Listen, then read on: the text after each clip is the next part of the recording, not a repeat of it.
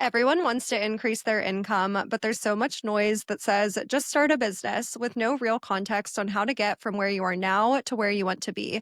In this episode, we're sharing 6 core truths for what it actually takes to build a successful business in 2026 from 2 self employed, multi six figure business owners, and I can't wait to get into them. I love that we're having this conversation because I think a lot of content online about starting a business is about the benefit or the after that you get. It's about the money, the freedom, the flexibility, things like that.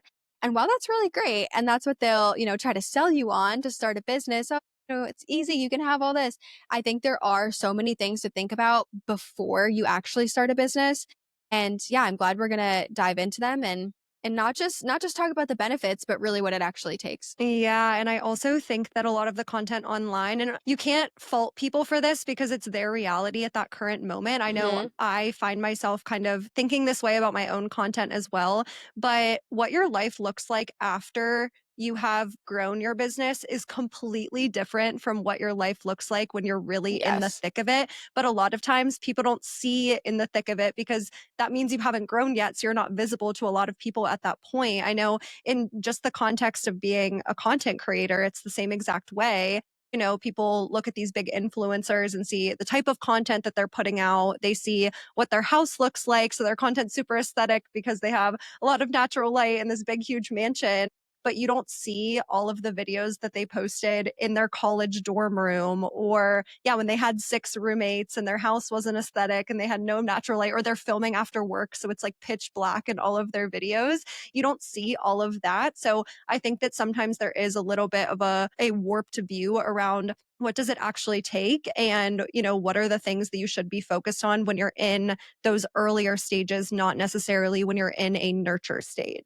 100%. And I think that after too, because it is people's reality and they've worked hard to build to that freedom and flexibility and, the financial position, which is like similar for us. Like you were saying, they don't see what you posted in the beginning, but we're both at a point where now we do have a lot of freedom and flexibility and financial abundance. But I mean, when I was building my freelance business, I wasn't even posting online at all. So nobody ever saw the 70-hour work weeks, like, or really hear that much about it. And so yeah, you go on social media and you see this one view, but you often don't see the beginning. And it can create this perspective of like, A, it's so easy, or B, this person just fell into it. So yeah, I'm excited to dive into these. We came up with a really strong list of things that you should be thinking about if you're trying to start a business in 2026, or if you have one already and you're trying to grow it. There's a lot of people who have shared with us on a couple of our videos that we've done recently. Maybe they have an idea or they have started to build something a little bit, but they feel like they're kind of going in circles. And I feel like regardless of where you're at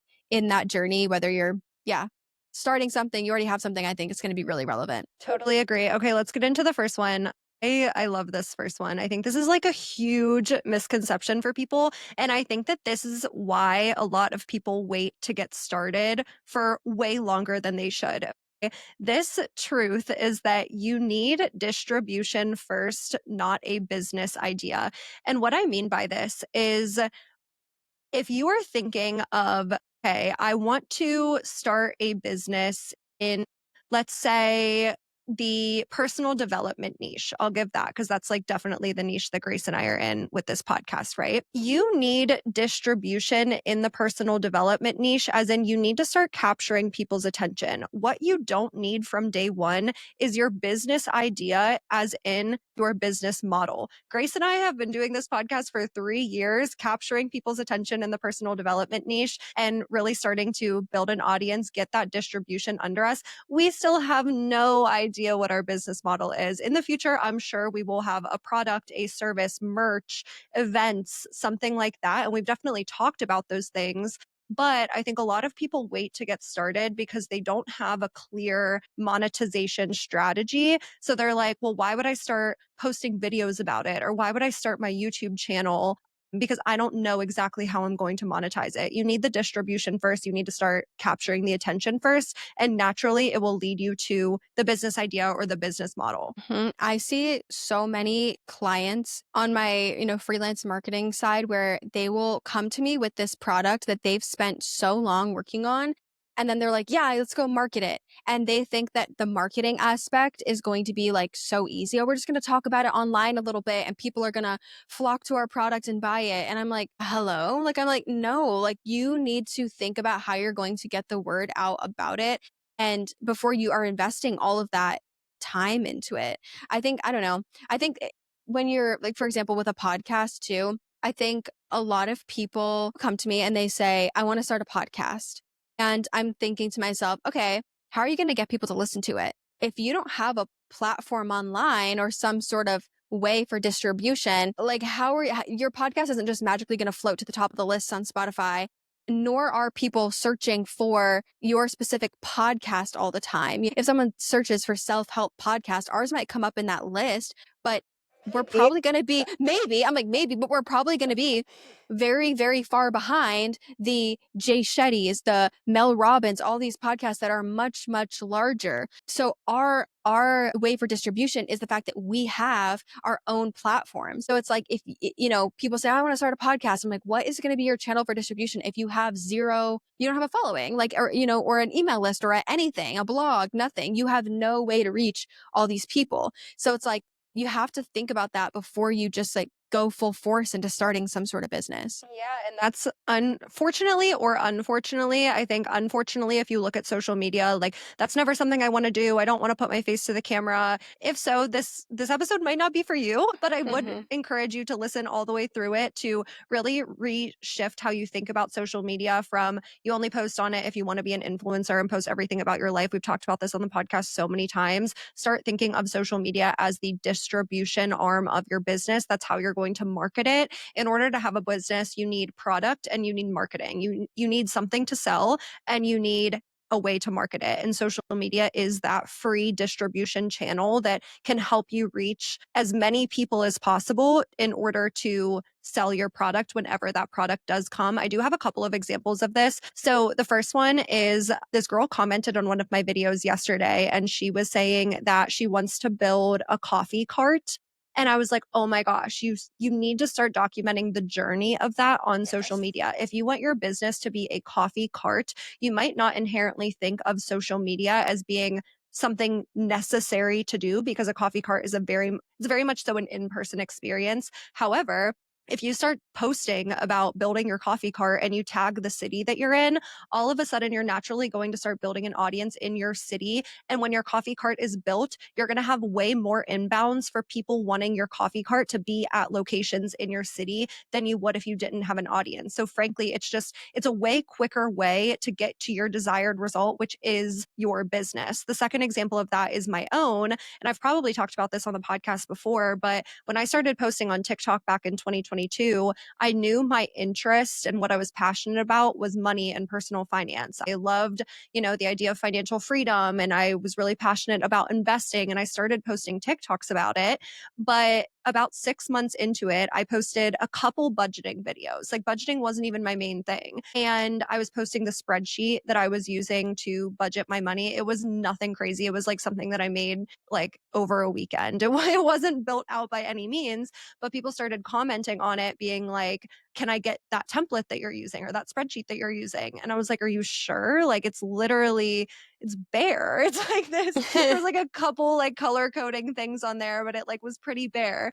But people were asking for it. So I shipped like my first version of my budget template. I think it was $2.99 when I shipped it. And then the following year, going into January for the new year, I spent a lot of time developing version 2, which was a way more thought out template. And I still only listed it for $4.99. But I think that that's a good example of how I didn't wait until I had the idea for a budget template or I had the budget template fully built out to post my first video on TikTok. I started posting about something that I was passionate about. I waited to see what people were interested in, and I kind of fell into what would become my business. I feel like you kind of just outlined like two different paths that I think people can go down where it's like, if you are, let's say you want to become a content creator, but you're not sure what your niche should be or what product you should sell or whatever. And that's like the business that you want to build. It's like, yes, just get out there and start talking about what you care about and see what resonates with people because you might find that something that you didn't even think was going to resonate resonates with people. You know, the girl, is it Mia McGrath? Is it her full Mhm. name? She Yeah. has trademarked the term frugal chic. I don't know if she put that out there thinking that frugal chic was going to absolutely blow up. She was putting content out there. And I assume at some point she said frugal chic or something, and that hit. That has blown up her page, right? And now she's trademarked the term frugal chic. And there are so many things that she could do with that now. But she probably wouldn't have known that that was going to be the thing that's going to hit and be her whole tagline unless she was putting things out. I mean, I don't know her exact story. Maybe we try to bring her on the podcast, right? But she ended up at that end point because she put in reps to see what performs, and that performed. If you're on the other side where, yeah, you want to start a business and you have the idea, or you have a general, okay, I want to start a coffee cart, or there's a girl in St. Pete who is opening a Legree studio. And I would love to bring her on the podcast because she's documenting building a Legree studio outside of a 9 to 5. Genius. Because yes, people are gonna go to her Legree studio and come back because they like the classes, they like the teacher or whatever. But when you think about a small business, and maybe you think about your favorite small business as you're listening to this, you probably like them because you like the people. Like my favorite ice cream shop, I'm like, I love the owners. Like they're so sweet. I love the people when I go there. My coffee shops, I start to get to know the people. You like that community. If you don't document the journey or let people into what you're doing and who you are and what you're building and why in any way, shape, or form, you don't even allow them a place to connect with you. But if you do and you allow them that connection point, that leads to greater, in my opinion, greater distribution because people are more tapped into the journey. You know what I mean? So I think there's kind of like two paths you can go down there where, depending on whether you're trying to build like an online business or, whether you're documenting the journey. But I think either way, you have to try to get distribution before you just open it and be like, okay, come buy my stuff. And I think Mia's example flows really well into our second core truth here on what it actually takes to build a successful business, which is that you need to understand the broader landscape before you invest time into building something. And what we mean by this is you can spend a year developing, let's say you can like code and you want to build an app. You can spend a year building an app and then you start posting on social media or whatever your distribution is for your app. A year later, you start talking about it. And then you realize that no one actually needs the app that you just built. However, what social media allows you to do is it allows you to test different concepts in very much so like an MVP stage to see what people are actually interested in and see what's worth going down the path. Like Mia's example, she probably talked about 100 different concepts on social media, probably more even before she even spoke the words frugal chic.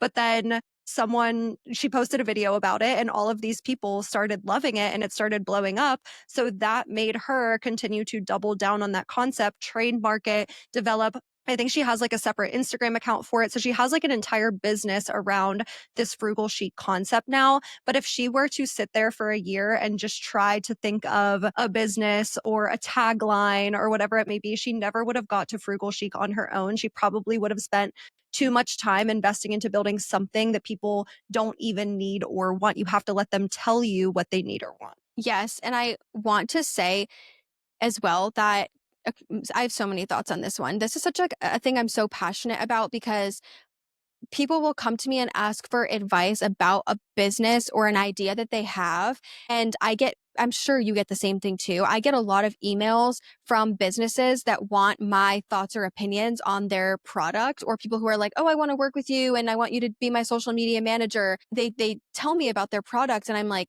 who asked for this? Like nobody, and they're so excited about it. And I'm like, no one asked for this. And I see this a lot in the influencer space where some tech bro will leave his company and then start they're like, I'm going to build this platform that, uses AI to negotiate all influencer emails so that they never have to have a manager again. And I'm like, again, who asked for this?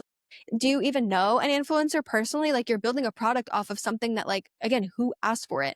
But I want to just emphasize that excitement about an idea is not enough. Excitement about a product is not enough. You have to validate the idea and make sure it's something people people want and that people want to pay for, because at the end of the day you're trying to make profit. And like you were saying, and I want to add to what you're saying about MVP, an MVP stands for minimum viable product. So what startups typically do is if they have an idea for a specific feature, like let's say a bank wants to add in a feature that allows you to visualize your data, your spending or something. It's some little interactive chart. They're not going to have their development team go spend all this time building it. They're going to build a minimum viable version, have some beta testers kind of test it out, make sure it works before they release it to the product. Or another example, a ghostwriting agency that I work with, when they launched, the founder came to me and said, I want you to be like the founding ghostwriter on the team. If you say yes, I'm going to build a landing page and we're going to test this out together, and then we'll see what happens from there and if we're going to build it out into a business, but we're going to test it first. He built, it was literally a one page, like it could have been a dang Canva website. Like it was one page that just had some information about what they offer. And then he went to people that were like warm leads, like people in his network that he knew that might be interested in the service, and saw what their response was to it and if they would convert. It probably cost $20 to host the site and a few hours of his time to put the copy on it. And then once he started to get clients, then over time, it was like, okay, we can build and build and build. And now they have a full-fledged site. But you need to test it first. And there's lots of ways to do it with other products. Like if you want to start a coffee cart, maybe before you buy the cart and you renovate the whole thing and you start whatever, maybe you just try practicing making some lattes. It's like, do I enjoy Hopefully that? that's the bare minimum. Yeah, hopefully you've already figured that out. But like, do you actually enjoy it? Do you enjoy making lattes for multiple hours a day, right? Or Or be like a maybe pop-up, like be a coffee, like pop-up. something, yeah, Get something that's like super get a affordable for you to yes, do. get a foldable table. Or ask if you have a friend, you know what I mean? Yeah, a little foldable table and a sign. Yeah. Cool, get that. Or there's a matcha company here in St. Pete, and they just do pop-up right now. They eventually want to have an in-person store, but they're doing pop-ups because they can validate their idea before they expand. So I think that that's like, because you just end up with these core dilemmas that are unsolvable. And then you sit there and you realize, oh my gosh, I spent all this time and money on this. And now I'm kind of stuck because there's a fundamental core dilemma that I can't solve. I am so glad that we're talking about this because I think that so many people get wrapped up in the idea of, well, you need to do something that you love. And we're going to talk about that a little bit more in another one of our lessons. I think that you really need to think about the fact that you have to find the intersection between what you love and what people want. You don't Hmm. get the luxury of working on something all day, every day, just because you love it. And if you want to start a business, it's because you want to get to the point where you're doing it all day, every day. It's your full time thing, but you don't get that luxury of being like, I'm going to build this just because I want it. No, you're going into business because you're solving a problem for someone. Businesses make money because they create value for the people that spend the money on your business.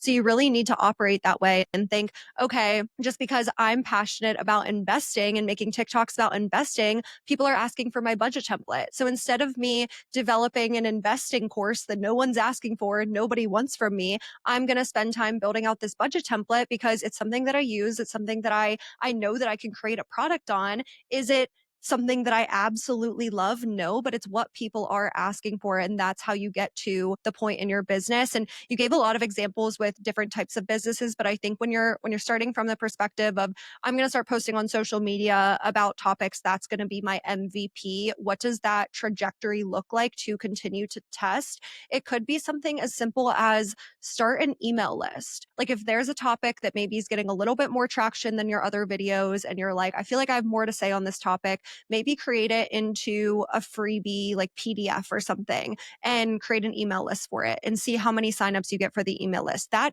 alone is going to tell you how many people are interested in that topic. If you do that 3 times, you're going to see which out of those 3 different topics people are the most interested in, and you continue to test and develop products based on that. But I think that that's just, yeah, it's a good conversation to have around, don't spend all of this time building something that nobody wants. You don't get to do things that you just Yes. love and that's not actually solving a problem for someone. And I think that on this topic too, last thing I'll say before we move to the next one is that you need to think, yes, like starting a business, the goal is to solve a problem for people. That's when people buy.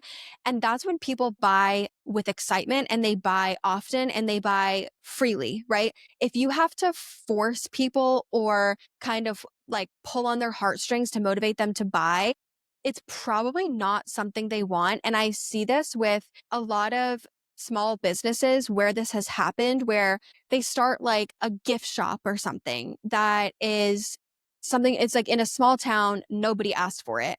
And then they're like, why has my local community not supported me more? Shop small. And it's like, because no one asked for a gift shop in the middle of nowhere. That's why it's not solving a problem for anyone, you know? And so I think like we see this online too, where like some other examples, for example, if you want to create content for college students, okay, that's fine, but be aware that they're probably never going to buy a $500 course from you because they're broke. They're college students. Okay, they might buy a $5 template from you, but what kind of money are you trying to make? If you want to sell a $5 product and you want to make $1,000 off that product, you need to sell a lot of them. So you need to get a lot of call, you need to have a lot of distribution. I'm like, if you want to sell something to single moms, let's say that's your market. Okay. Single moms, are these people often on one income or not? Because that's going to affect the price point that you can sell things at.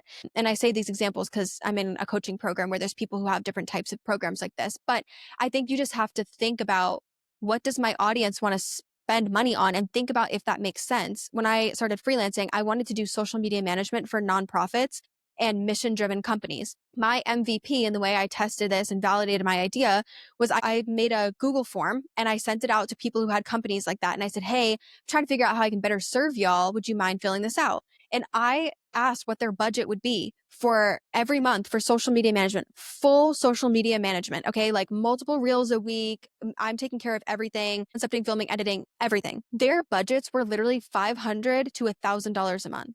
I wanted to make multiple six figures from freelancing. That's a core dilemma. The population I want to serve does not have the budget to pay what I want to make. So then I didn't do it. I said, okay, I'm going to find other ways to serve them, but it's not going to be my whole business. And I think sometimes you have to just like face that reality that who you're trying to serve might not have the money to spend what you want to charge for things, and really, really think about that and validate that before you build Totally it out, agree. you know? Totally agree. I feel like there's a whole podcast that we could probably do on that one realistically. So let us Yes. know on Spotify. If you have more questions around that topic, definitely let us know because we could talk about it for so long. Okay, the third one. This is something that I have really grown into over the last couple of years being a business owner. It's that you have to get comfortable selling, and you have to get comfortable selling a lot. I was working with a business coach once and she told me that you're only in business the number of days that you're selling. And that hit me so hard because again, like for the longest time, my core product was my budget template, right? And I, at the beginning of the month, would post a video about my budget. Maybe midway, I would do a little check in to like say, hey, here's how much I've spent so far this month. And maybe at the end of the month, I would do like a spending recap. Okay, that's 3 videos a month. That means I'm a business owner 3 days out of the month.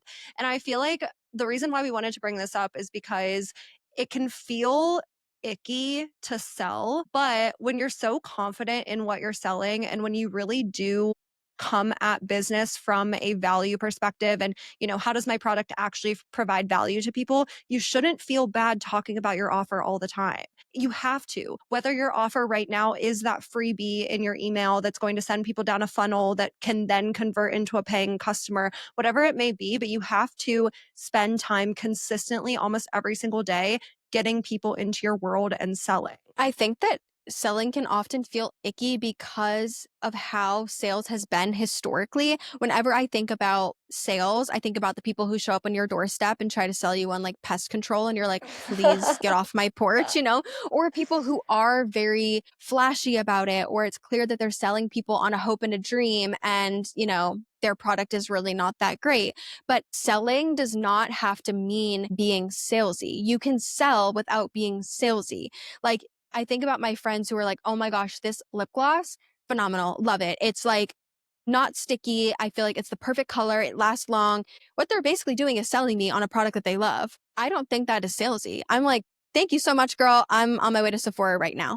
And you can talk about your product and what you do in a way that feels really warm and doesn't feel salesy. But to your point, you do have to talk about it often because there's this whole stat in marketing that says that it takes people seeing something 7 times before they take any action on it. And that action might not even be converting. That action might be that they go and they like go to the sales page, that they just kind of poke around, they add it to their cart, whatever. So you do have to talk about things. And an example of that is that we always get people who say, "Oh my gosh, I didn't know you guys have a podcast."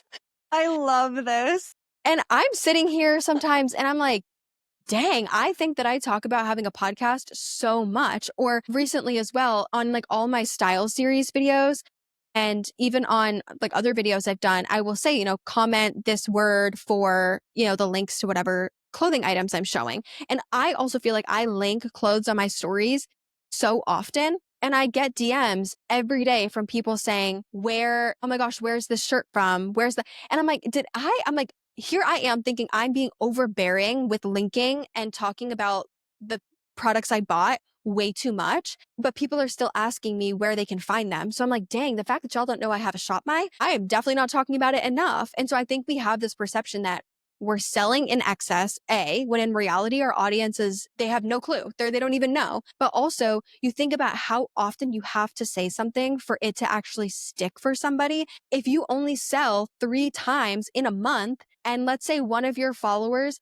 sees only one of those posts, at that rate, it's going to take them 7 months to take any sort of action on your product. And It that's a sure will. long time. Yeah, you made a really good point about, linking things and feeling overbearing. I think one just kind of miscellaneous tip when it comes to selling on social media specifically, because obviously that's what this episode is geared at. There is such a good way to provide a lot of value in your videos while still making your offer a no-brainer next step in a way that does not feel salesy. And the best way that I've found to do it is to post the video where you're providing a lot of value. People can inherently just get a lot of value from the video. They don't have to purchase anything. In the caption, though, even if you don't talk about your offer in the video, in the caption, you can say, comment budget, and I'll send you the tools that I use to organize my money. Okay, so if someone watches that, they get value from the video, but they're saying, "Oh, like now I should probably start sticking to, or now I should start tracking my spending." Well, now they can go in the caption of my video, read that caption, and the no brainer next step is to comment budget and see what tools I use to organize my money because they're curious what template or spreadsheet I use to organize my money. So I think that's a really good way to, if you're posting 30 reels a month and you have one hero offer, in the caption of every single of your reels, literally say comment offer, comment product, put the word in for whatever you're actually selling, but comment that thing and someone can comment it and get it sent straight to their DMs. If you don't know what I'm talking about when I say comment something and it'll get sent to your DMs, you can use a DM automation software called ManyChat, and it will do exactly that. As soon as someone comments the trigger word, it'll get sent straight to their DMs from you. So it's a super easy way from a consumer standpoint to get the thing that they're looking for. And it's a super easy way for you to provide all the value and sell in a non-salesy way. There's a creator that has absolutely blown up over the past couple of years that does this so well. Her name is Shelby Sapp. I don't know if you follow her. Yeah. Yeah. Sales girl. So she coaches people on how to do high ticket sales, and she has a course around it. And all of her videos where she is talking about high ticket sales, she literally does that exact same thing. She won't even say it in the video. It's not like she's posting videos saying, buy my course. But in the caption, if someone is looking to get into it, that's what they can do as their no brainer next step. Yes. You can also bring people through a funnel, depending on what your product is, and send them to something free first. So if you don't want to be somebody's like, buy my course, you don't have to. I still have my freelancing course, but now that I'm not freelancing anymore, I don't post this kind of content. But I used to do those like what I do and make in a day videos. There was just all value in those videos. There was no pitch whatsoever. But in the caption, it would say, comment webinar or comment training for my free freelancing training. And it would bring people to this hour-long pre-recorded training that would walk them through how I got started in freelancing, some tips that I had. And then at the end of that hour, it would pitch them on the course. And then because they gave me their email to to watch the training, there was an email sequence that would come afterwards that would convert them on the course. And like that worked. I have a free habit tracker. Sometimes I'll send people to the habit tracker, and then when they go to check out, there's a pop-up that's like, "Wait, before you go, like grab this." And people will often grab it because they're like, "Dang, yeah, I'm trying to get my habits together. I should probably grab the goal tracker too. I should probably grab the budget template." And every one of my products also that's just listed in my Stan store, all my paid products, there's a one-time offer as well. So it's like if you're sending someone to their budget template, to your budget template, maybe there's an upsell to something else. So like it doesn't have to feel like a sale every time, but also people want to buy from you. People do. They Like do. They really people do. want to buy from you. If you're providing value to someone, why would they not want that? You know what I mean? Why would they not want the value? And if they don't want it, okay, like if no one's ever buying your product, okay, maybe that's not what they want. Maybe the pricing's off. Maybe they don't like the product, whatever it might be. But you can't get in your head about, oh, I'm selling too much because you otherwise they're not going to know. They're not going to know. And if they want it and they don't know, how's that helping anybody? You know? No, exactly. Okay, let's move on to the next one. I also love this one. I love all of the points that we put on this list. I just love these types of conversations. So definitely let us know on Spotify if you guys want us to do more of these types of episodes. This core truth is that it will, in fact, take longer than you think, but it's still going to take less time than a traditional path. We're just being so for real right now. Creating a business, starting a business from the ground up takes a lot of time. It is relatively simple, I would say, simple from like a fundamental standpoint. The steps aren't necessarily that complicated, but it's not easy. It's not easy because it takes a lot of time. It takes a lot of self reflection to continuously get 1% better at what you're doing, to really take that as feedback and iterate moving forward. It does take a lot of time in order to get that, but it's still going to take less time than the traditional path, which is working a corporate job, climbing the corporate ladder for 25 years to maybe get to a leadership role and then maybe have some like stock options in the company if you like didn't get laid off before that and start at a different corporation. Like there so you have to understand that the amount of work that you're going to put in at the beginning of your business journey is going to be a lot harder and a lot longer than you probably think. But in the long run, it's going to be exponentially quicker than that traditional path. I think the reality of starting a business is just the beginning stage is ugly.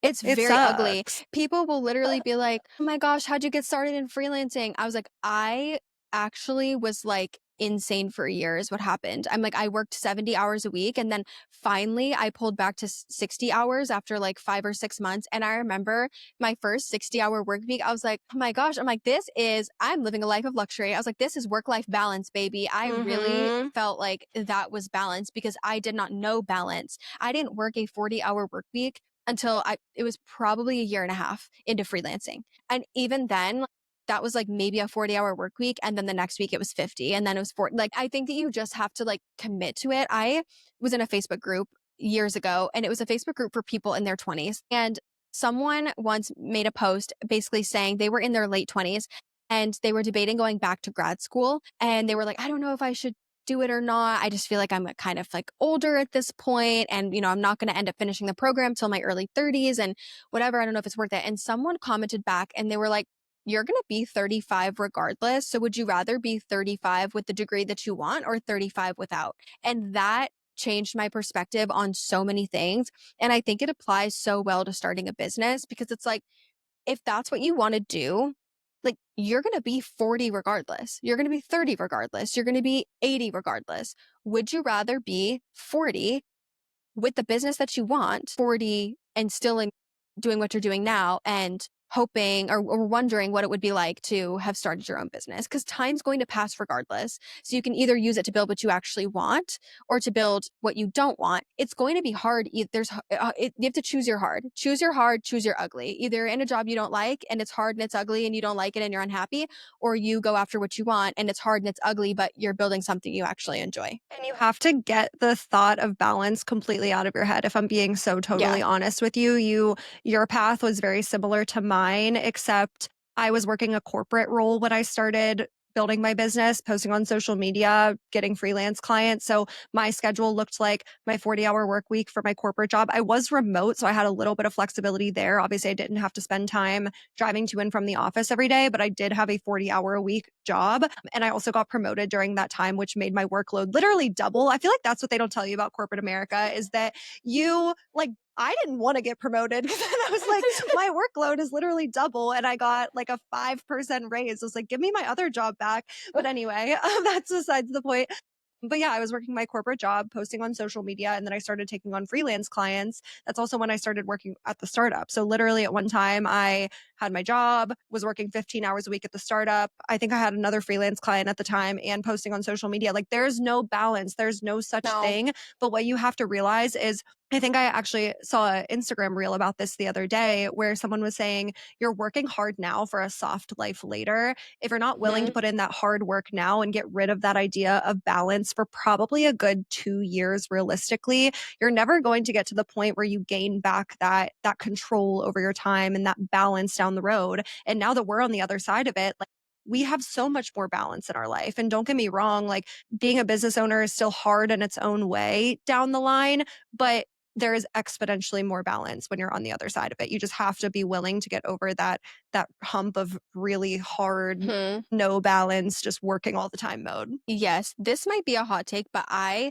think that as a business owner, balance is earned. It's not a right. Totally agree. You if you wanna go slow, okay, sure, do it with balance, but if you really wanna make it happen in any sort of quicker time frame, you have to sacrifice If balance. you wanna do it slow, I don't think that you're ever going to have the momentum to get over that hump of hard. No, it's going because then it's gonna be hard for a lot longer. Like, I'm so glad that I took the first year of freelancing to just do the absolute most. Like, I had very little social life. I was like, I really didn't do much. I didn't travel. I wasn't going out spending a lot of money. Like, I really didn't. I sacrificed a lot to make that year a year that I just like hunkered down and just I was grinding. Honestly, I was hustling. And I'm so glad I did because now it's only been 5 years since I started my business. 5. And I know that might sound like maybe a long time. To me, that sounds like not a long time at all because I'm like, I went from zero experience in marketing. I was making $20 an hour, which before you pay taxes self-employed or after you pay taxes self-employed, that's what like $14 an hour. $14 an hour in a high cost of living state is just not enough to live, right? Yeah, they say if you go heads down for 1 year, your life will never look the same. And I totally agree with that. And yes, maybe in a year, you're not going to be 100% of the way there, but you are going to get over that hump of hard so much. Like it's going to be in your rearview mirror at that point if you truly go heads down for 1 year. And by heads down, I do mean working on the weekends. I mean working on your business outside of your 9 to 5 job. Like that is the reality of it. We've talked about this on the podcast before, but even to this day, there really isn't a weekend that goes by that I don't do some type of work. Like that's just not the reality of it. But on the flip side, we're going to be done filming this podcast at 3:30, 4 o'clock. I can shut my computer afterwards if I want to. Like I have that ability now because I've given myself that ability after years of, I remember in the year and a half to 2 years that I was building my business, I was living with my ex-boyfriend, and I've talked about this before too. But we were living in like a college frat house with his college roommate. Okay. So I had two boy roommates in this like college frat house, disgusting. And on the weekends, they would go golfing almost every single Saturday to like binge drink on the golf course for 10 hours. So every Saturday, I would literally sit at home and work on my business and film a bunch of TikToks because it was one of the only days that I actually had the house to myself. But that's what that year looked like. I wasn't traveling, I wasn't really seeing my friends. I was sitting at home working on my business, and that's the reality of it. But now my life gets to look like the way that it does because of the years that we spent building it. Okay, let's move on to the next one. If you're watching the video of this, you can tell we're not in the same clothes anymore. Our audio and video completely cut out, and we had to, it's like a week later when we're filming the rest of this, but we wanted to make sure we come back to these last two because we have a lot of really good stuff in here. So we wanted to pick back up where we left off. But number 5 on our list is that your income grows when you stop pivoting and start compounding. And I feel like this is such a good reminder because if you are in a phase where you want to grow your income, I think it's easy to sit here and say you need more ideas or you need more offers, more products. But I think that there's something to be said for doubling down on what's working and just allowing yourself to stay in your own lane. I know we posted a video or an episode a couple of weeks ago called Stop Chasing Every Income Opportunity, and we talked about this concept a lot of just staying in your own lane and really allowing yourself to do one thing and not feeling like you need to bounce around to all of these different ideas. You don't need more ideas. You have your idea, and you start compounding your efforts when you just allow yourself to stay in your lane. I think there is value too in knowing when to pivot, like when it's an appropriate time to say, okay, hey, this is like definitely not working and I need to pivot, because failure to pivot can also lead to failure in general. But I think that people pivot too soon. They create one, type of content and they say, well, after 5 videos, it didn't work. I'm going to do something else. Or they put out one product and they post one video sending people to that product. And, maybe it doesn't fly off the shelves like they're thinking. And so they say, oh my gosh, I have to change to something else. And so I think there's like a fine balance between it. But yeah, to your point with our previous episode about, kind of just encouraging people to find a lane and stick to it long enough. Don't try to do a million things before you've, mastered one. I think that that is so important, especially when you're an entrepreneur with many interests and passions and skills and you want to do all of the things. But I think there's also a point too where it's like, hey, my income is just going down and down and down and down, and it's not working out, it's not working out. And you're just kind of doing the same thing over and over again and continuing to fail with it. You have to know when to pivot then. But it's a fine balance, but don't pivot too soon. And I think social media is a really good example of this, how people say, like, well, I can't only do one thing. I have so many different interests. And I have a good example of this. Last week I posted a video where I was essentially talking about how starting a business has never been more democratized with a lower barrier to entry than it is in 2026. Because with social media, your marketing arm of your business can be completely free. That's how you distribute people to your business. But then the product side of your business is also completely democratized with things like affiliate links. Like if you are interested in a topic, you don't have to go and build a product in that topic. You can find an aligned brand and be an affiliate for that brand, and your business can be promoting somebody else's business. And that's an entire business model in and of itself. So I was talking about that in the video, and I was like, if you are interested in starting a business in 2026, like put in the comments what your niche is or what you're interested in, and I can like help you work through it, and I'll respond to as many comments as possible. And the common theme that I noticed in all of the comments, almost all of them, were people would give me a huge long list of all of these different things that they were interested in that didn't relate to each other in any way. And they were like, okay, well, what about me? What about all of these different things? What should I do? For example, I wrote down one.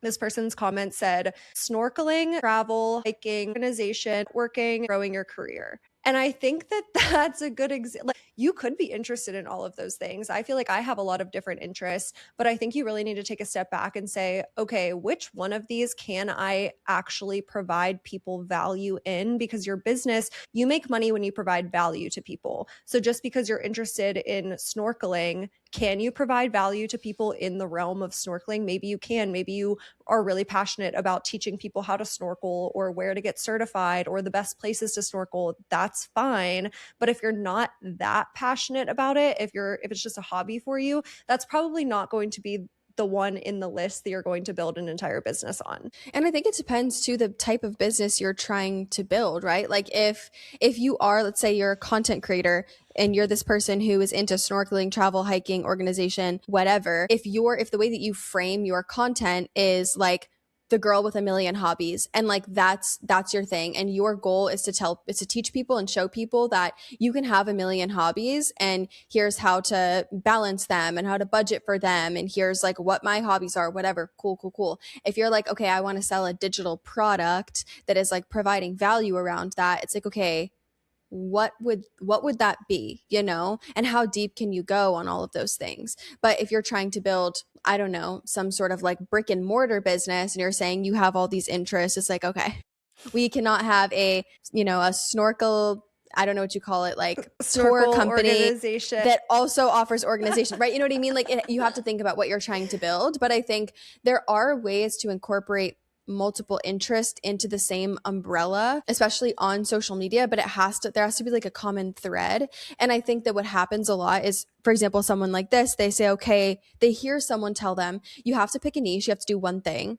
And so only talk about one thing. And so this person who has multiple interests says, okay, well, you know what, right now I'm really into snorkeling, so I'm gonna focus on that. Then they post only about snorkeling.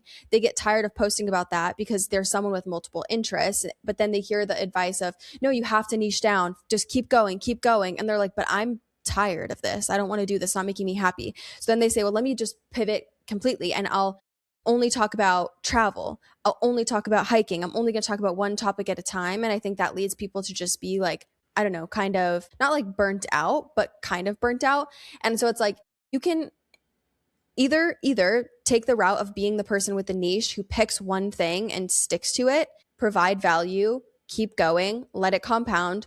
Or if you're someone who is a multi-passionate person who has multiple interests, and including those multiple interests in the business you're trying to build makes some logical sense, right? We can find a common thread between them, frame the business around that common thread, think about how you can provide value around that common thread, and then let that common thread compound over time. Again, so if it's like you create a book that's like 101 hobbies to try, and I don't know, whatever it might be, like, you know what I mean? I think like we do budgeting stuff a lot, and it's like we're not talking about budgeting every single day, but our content is showing our lifestyle and how we plan for it via our budget and our finances. So that common thread is like a financially responsible life, but there's a lot of different elements to that, which then allows us to talk about lots of things, but we're not pivoting our product constantly. It's like, okay, when, yeah, we're going to have our budget as our core products, whatever. And then if there's a season, we're going to double down on one topic a little bit more than the other. Sure, we create a product around that and we promote that, but it's not like a constant, never ending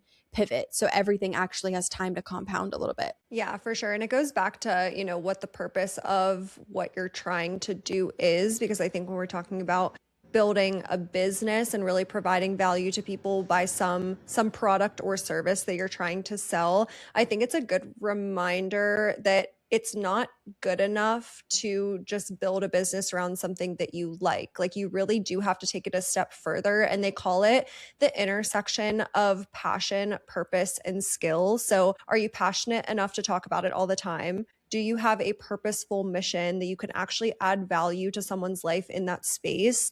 And then also, do you have enough knowledge that you know slightly more than your ideal customer about that thing? And I feel like that's a good kind of like framework to go back to check on.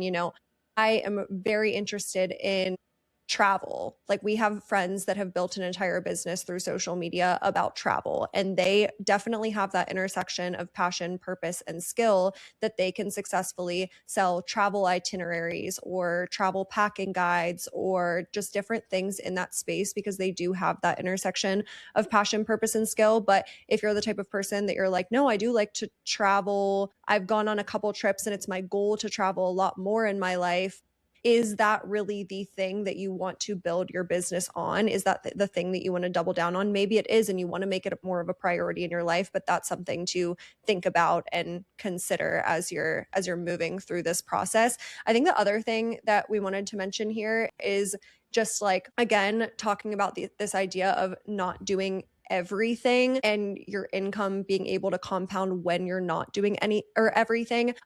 If you haven't listened to our TikTok shop episode yet, that episode is really good, especially if you're interested in the social media space. We interviewed a couple of girls that do TikTok shop full time. But one common theme that we noticed in that episode was that TikTok shop girls or people are doing the exact same thing. They're not promoting a million different TikTok shop products. They've found their lane. They've found the types of TikTok shop products that they can sell really well and that work for them.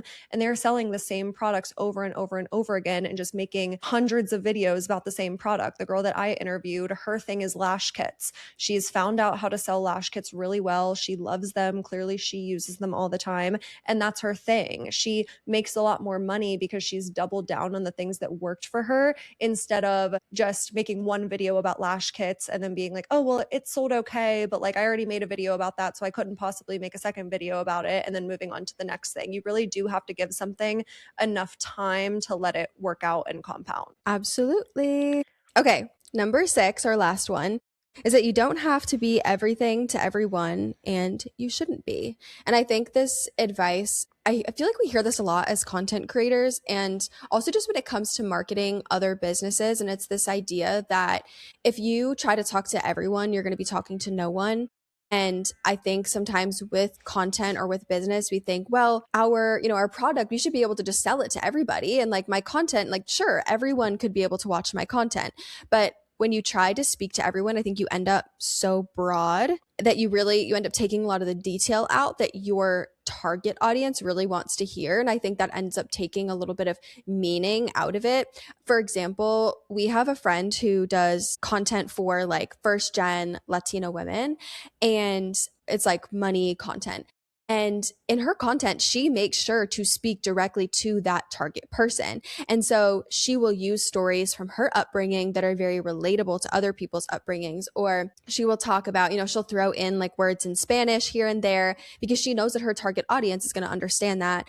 If all of her videos, if she said, well, that's who I really want to be able to serve and who I can provide value to, but I'm going to just try to make this money content relatable to everyone, then it would be far less relatable to her target audience, which her target audience are the people that are going to end up buying from her. And so I think sometimes we think with business that our product or our service, or even just us and the content we're creating, has to be for everyone and that we should try to like appeal to everybody. And I think that's just like, it's unrealistic. And I think it also dilutes the value that we're able to provide. I also think that we tend to do this because we think it's a numbers game, and that if we're talking to everyone, we have more of a chance of capturing enough people to have a viable business. Like if you're speaking to everyone, that's 300 million people in the United States that you could be speaking to. But if you're only speaking to first gen Latino women, that's, I don't know how many people, but way less than 300 million. So you think that you have a better chance when you're speaking to everyone.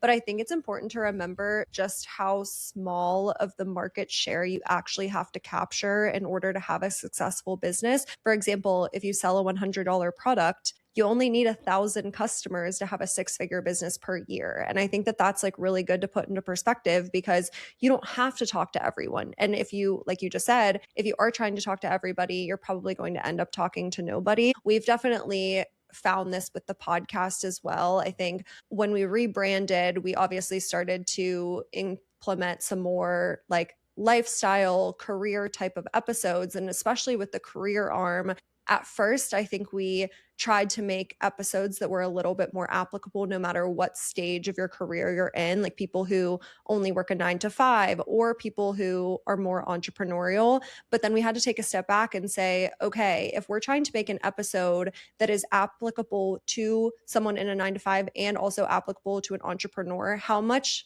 value can we actually provide in that episode? Because the value has to be so high level at that point. And then we had to internalize and say, okay, neither of us work a 9 to 5. So the value that we can provide is going to be more on the entrepreneurial lens, exactly like this type of episode. And if someone who watches our podcast isn't in that space and isn't interested, okay, they'll skip over that episode, and we have to be okay with that. So I think that it is just a good reminder that you have to get real with yourself on who your ideal customer is and make sure you are speaking directly to them. Absolutely. And I think because I know a lot of people here on the podcast are aspiring content creators. They want to grow a content business, or they want to have some sort of other business they plan to promote through content, which I think is pretty typical for most businesses in today's day and age. But either way, I think there's this perception also that you have to share like every bit of your life or every perspective that you have in order to connect with your audience. But I think that's also like unrealistic, and you're also allowed to choose like what you want to share and what you don't in terms of where your boundaries lie.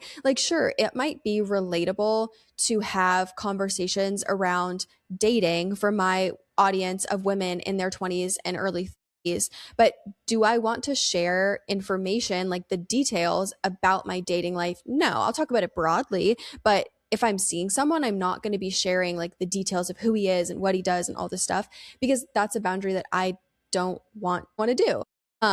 Sure, again, sure, it might be relatable. Sure, there's some sort of, product that could be sold around different topics that I don't want to share, but you have to draw the boundaries there. And I think sometimes people assume that it's like, I want to reach, like, the more people I reach, the better. And therefore, I should share every aspect of my life, because then that gives people every opportunity to connect with me. And then that's going to maybe make my business grow. But I almost feel like it's like a little bit of the opposite, where it's like, instead of trying to reach everybody, reach the people that you want to reach and share what's within your boundaries and allows you to connect with them, but don't sacrifice your boundaries for the sake of connection, because that's never going to end well. And then I think when you're actually connecting authentically with your audience and trying to just provide value to them in a way that, again, honors them and honors your boundaries, that's when I think you make the most, because you show up so much more authentically. So I think that's just like another, I guess, like, misconception about using social to sell. Absolutely. I love that. And if you have any more questions on these types of topics, definitely let us know in Spotify, because we love these kinds of episodes. Obviously, this is all very top of mind for us because this is what we do every single day. So definitely leave your questions in Spotify. But I think that brings us to the end of today's episode. Thanks for tuning into the podcast, and until next week.